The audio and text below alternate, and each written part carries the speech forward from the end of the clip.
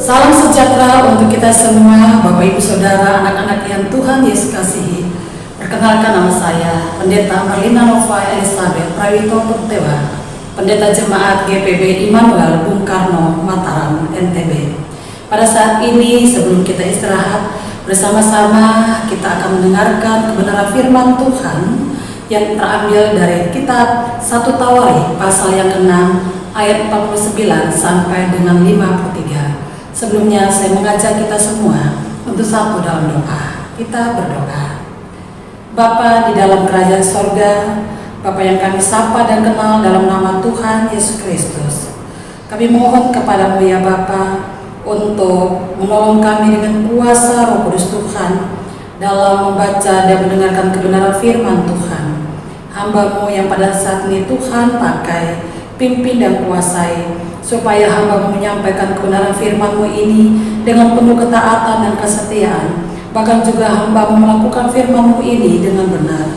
Dan bagi setiap Bapak Ibu Saudara anak-anak yang membaca dan mendengarkan kebenaran firman Tuhan, Bapa di surga juga menuntun dan menguasai mereka yang kuasa Roh Kudus, supaya mereka juga dimampukan untuk membaca firman Tuhan dengan ketaatan dan kesetiaan, dan juga melakukan firman Tuhan ini dalam ketaatan dan kesetiaan mereka, sehingga kehidupan mereka boleh berfakta menjadi saksi yang hidup di tengah-tengah dunia yang juga masih hidup di dalam dosa.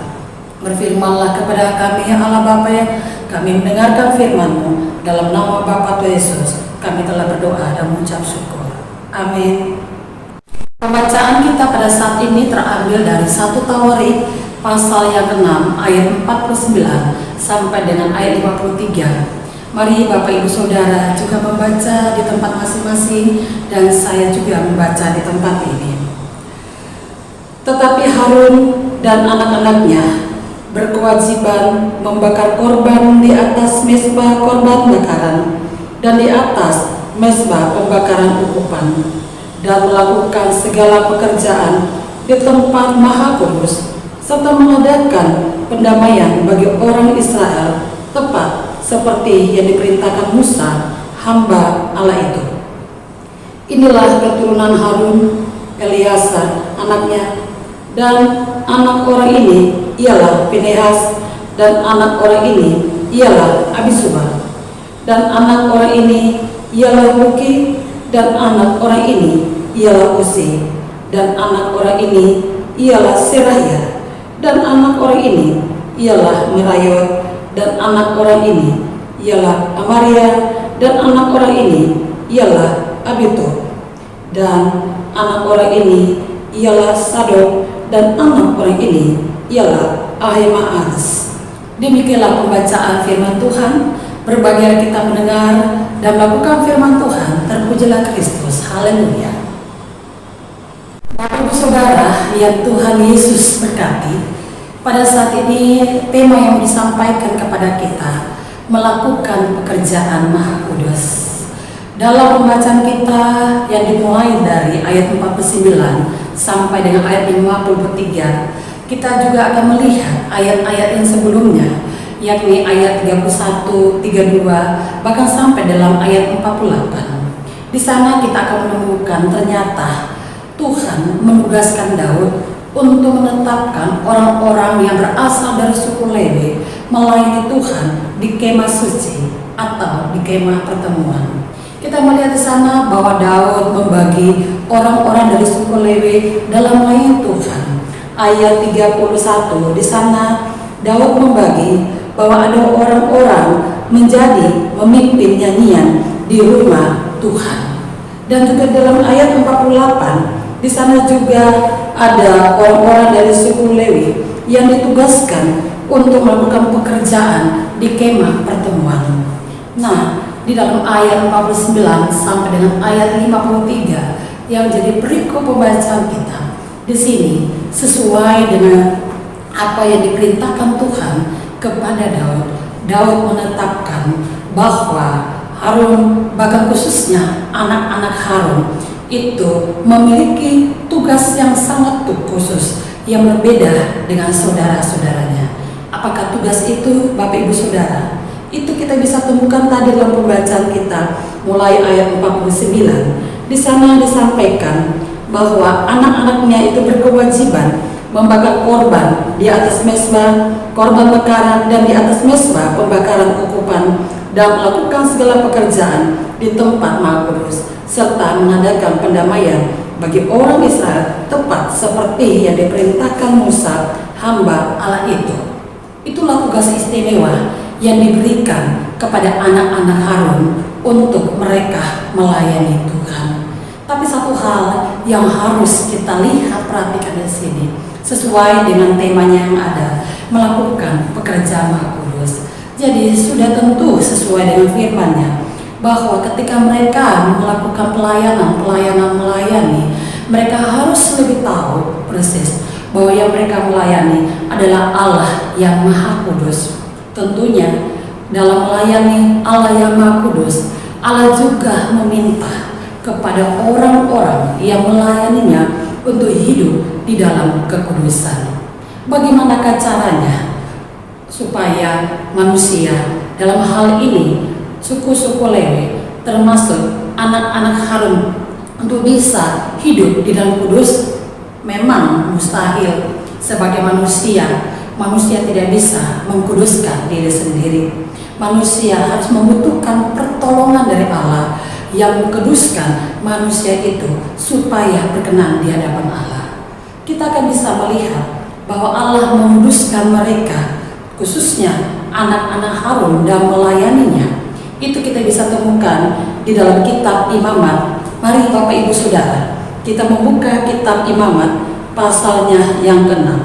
Di sana kita akan melihat bersama-sama Imamat pasal yang ke-6, dan kita akan membaca di sana dalam ayat yang ke-17 dan juga ayat yang ke-18. Saya membaca untuk kita semua.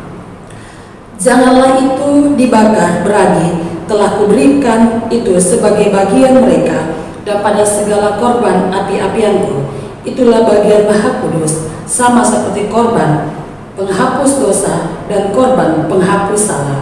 Setiap laki-laki di antara anak-anak Harun haruslah memakannya. Itulah suatu ketetapan untuk selamanya bagi kamu turun-temurun. Itulah bagianmu dari segala korban api-apian Tuhan. Setiap orang yang kena kepada korban-korban itu menjadi kudus.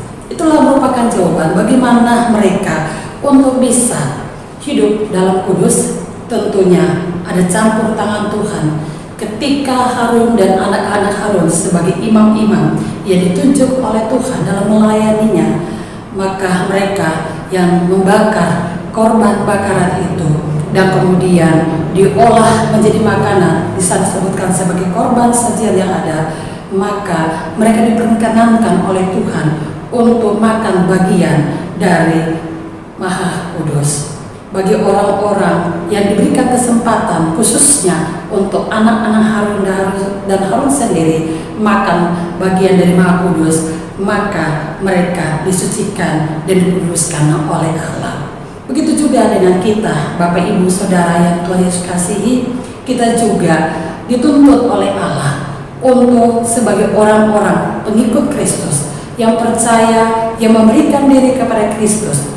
Tuhan juga menginginkan kita bahwa kita tetap hidup di dalam kekudusan. Kalau kita menyadari bahwa sesungguhnya kita juga telah dikuduskan oleh Tuhan. Bapak Ibu Saudara bisa juga membaca dalam 1 Petrus pasalnya yang pertama. Di sana ada ayat 15, 16 dan 17. Saya bantu untuk membaca ayat 15 dan 16. Tetapi hendaklah kamu menjadi kudus di dalam seluruh hidupmu, sama seperti Dia yang kudus yang telah memanggil kamu. Sebab ada tertulis, kuduslah kamu, sebab Aku kudus. Ayat 17, 18, 19. Bapak Ibu Saudara bisa melanjutkan pembacaan. Di sana akan menemukan bahwa kita bisa hidup kudus dengan penebusan darah Tuhan Yesus Kristus. Kembali dengan tema melakukan pekerjaan Maha Kudus, bukan hanya orang-orang yang berasal dari suku Lewi tadi, termasuk adalah anak-anak Harun dalam melayani Tuhan. Kita pun Bapak Ibu dan Saudara juga telah dipanggil, juga telah dipilih untuk melayani Tuhan. Ada yang dipilih untuk memimpin puji-pujian, baik lewat kantoria yang mana pada setiap hari Minggu sebagai pemandu lagu, ada juga sebagai organis dan juga pianis, bahkan juga ada yang memberikan diri di dalam bernyanyi sebagai vokal group dan paduan suara. Begitu juga ada yang sebagai diaken, ada sebagai penatua dalam mengatur penata layanan peribadatan yang ada, bahkan juga memimpin jemaat. Ada juga sebagai pendeta, bahkan pengurus pelayan pelkat, PA, PT, GP, PKP, dan PKLU, komisi, panitia, dan apapun juga di dalam melayani Tuhan, di rumah Tuhan. Nah, satu hal yang patut kita sadari bersama, sesuai dengan perintah firman Tuhan, ketika kita melayani Tuhan, ingat, yang kita layani adalah Allah yang Maha Kudus. Allah juga menuntut bukan hanya kepada anak-anak Harun atau orang-orang yang berasal dari suku Lewi yang melayaninya, tetapi Allah juga menuntut kepada kita yang sudah dikuduskan oleh Allah di dalam penebusan Tuhan Yesus Kristus. Allah menginginkan bahwa dalam pelayanan kita betul-betul harus mempersiapkan diri dengan benar. Kita menjaga perilaku kita menjaga pikiran kita menjaga perkataan kita, sehingga setiap persembahan dalam pelayanan-pelayanan kita lakukan, baik menyampaikan firman, memimpin pujian, memberikan korban persembahan yang ada, dan apapun juga itu menjadi persembahan yang berbau harum di hadapan Tuhan, yang menyenangkan hati Tuhan. Jadi marilah Bapak Ibu Saudara yang Tuhan Yesus kasihi, kembali lagi kita adalah orang-orang yang telah dipanggil oleh Allah. Tidak semua orang dipanggil, dipilih oleh Allah untuk melayani Allah sendiri. Itulah sebabnya maka kita bersyukur kepada Tuhan, sebab kita adalah salah satu yang dipilih oleh Allah di dalam melayaninya.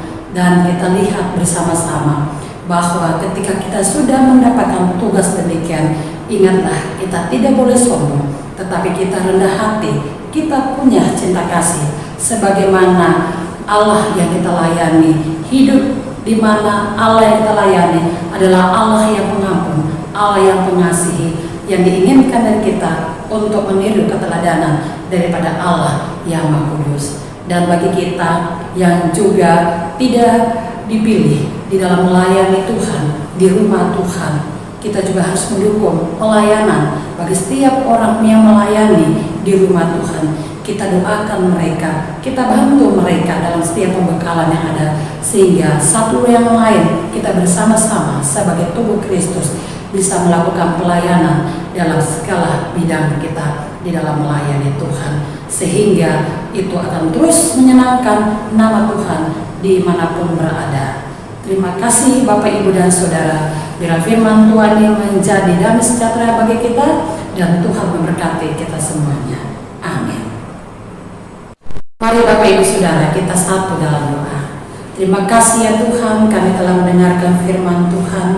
Biarlah kami tetap apa yang diinginkan oleh Tuhan untuk menjadi orang-orang yang kudus, yang mana segala kehidupan kami berbeda dari dunia. Kehidupan kami menunjukkan kasih setia, keadilan, pengampunan yang Tuhan pernah ajarkan kepada kami semua. Kami berdoa pada saat ini Tuhan untuk GBIB dalam setiap kegiatan program ke depannya. Kami berdoa untuk para pengurus dan fungsionaris majelis sinode yang ada dengan staf. Kami berdoa juga mereka yang ada sebagai pengurus mupel termasuk yang ada di tempat kami, yakni Mupel NTB Bali. Kami berdoa untuk juga jemaat-jemaat Tuhan, baik di perkotaan, pesisiran, dan juga di pedesaan. Berkatilah kami semua, baik kami sebagai pelayan, baik sebagai umat yang ada. Biarlah kami sungguh-sungguh bersatu pada Tuhan untuk melakukan pelayanan demi hormat dan kemuliaan nama Tuhan, dengan penuh keyakinan dan kepercayaan bahwa kami tidak berjalan sendiri, tetapi ada Tuhan yang selalu memperlengkapi kami, sehingga GPIB terus maju dan berkembang, bersaksi, melayani dan bersekutu untuk menjadi berkat bagi dunia, terutama bagi Indonesia dan di tempat-tempat di mana Tuhan menempatkan kami sebagai GPIB. Kami juga berdoa untuk program kegiatan GPIB yang salah satunya adalah night call dan juga morning call dan radio GPIB ya Tuhan. Berkati setiap orang yang bekerja di dalamnya Tuhan, supaya mereka juga dengan segala kesibukan di rumah dan pekerjaan di tengah masyarakat, mereka yang mengabdikan diri, mengorbankan diri dalam pelayanan dengan kegiatan acara ini, Tuhan memberikan kesehatan, Tuhan memberikan sukacita, Tuhan memberikan kemampuan kepada mereka, sehingga dengan kehadiran mereka yang berjuang dengan terus mengadakan kegiatan acara night call, morning call, dan juga radio GPIB boleh menjadi berkat, dan berkat ini juga bisa memberkati setiap orang yang ikut beribadah, yang ikut mendengar di dalam kegiatan night call, morning call, dan juga radio GPIB. Ya Tuhan, saatnya kami akan istirahat, memberikan tubuh kami yang lelah ini. Biarlah juga Tuhan menolong dan memberkati kami. Jaga dan lindungi kami Tuhan. Dan biarlah besok pagi Tuhan bangunkan kami dengan tubuh yang Tuhan berkati. Berikan kekuatan iman dan kesehatan yang ada. Berikan kemampuan kepada kami semua untuk melayani Tuhan. Baik kami sebagai pekerja-pekerja di tengah masyarakat dan usaha kami, baik kami bekerja di dalam pelayanan gereja, dan juga kami bekerja dalam rumah tangga kami. Biarlah apa yang kami lakukan selalu mendatangkan hal yang terbaik untuk menyenangkan hati Tuhan. Banyak salah dan dosa kami lakukan ya Tuhan. Kembali lagi ampunkanlah segala dosa dan kesalahan kami. Dan biarlah setiap kegiatan-kegiatan yang ke depan ini selalu menjadi berkat bagi setiap orang yang ada. Terpujilah Engkau Bapa, inilah doa kami yang kami bawa dalam nama Bapa Tuhan Yesus Kristus, Tuhan yang adalah Juru Selamat kehidupan kami. Amin.